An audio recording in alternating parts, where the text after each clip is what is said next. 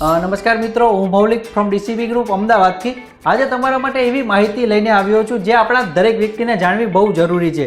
એટલે કે હું વાત કરું તો આપણા ગુજરાતમાં જ એક નવું સ્માર્ટ સિટી બનવા જઈ રહ્યું છે ધોલેરા. જો આ ધોલેરાની વાત કરું તો આપણા આ 920 સ્ક્વેર કિલોમીટરની અંદર આનું ડેવલપમેન્ટ થવા જઈ રહ્યું છે.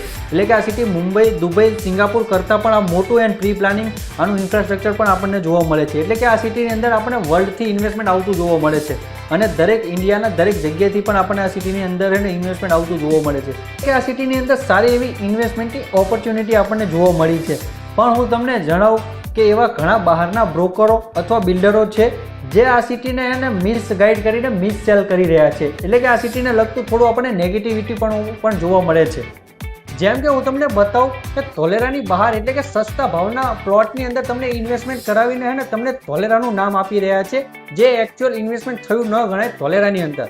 તમારે જો ધોલેરાની અંદર ઇન્વેસ્ટમેન્ટ કરવું હોય તો એક SIR બાઉન્ડ્રી છે, જે સ્પેશિયલ ઇન્વેસ્ટમેન્ટ રીઝન, જે આ ધોલેરાની બાઉન્ડ્રી છે. જો આની અંદર તમારું ઇન્વેસ્ટમેન્ટ થયું હોય ત્યારે તમારું એકચ્યુઅલ ઇન્વેસ્ટમેન્ટ ગણવામાં આવે છે.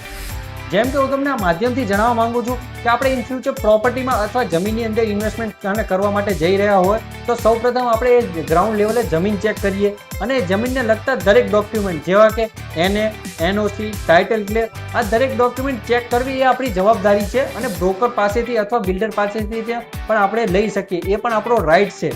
કેમ કે તમારા લાઈફ ટાઈમની સેવિંગ એ જગ્યાએ ઇન્વેસ્ટમેન્ટ થવા જઈ રહ્યું હોય છે, જેથી તમને આગળ પ્રોબ્લેમ ના જોવા મળે. આવી જ વધુ માહિતી માટે તમે અમારી સાથે જોડાયેલા રહો. Thank you so much.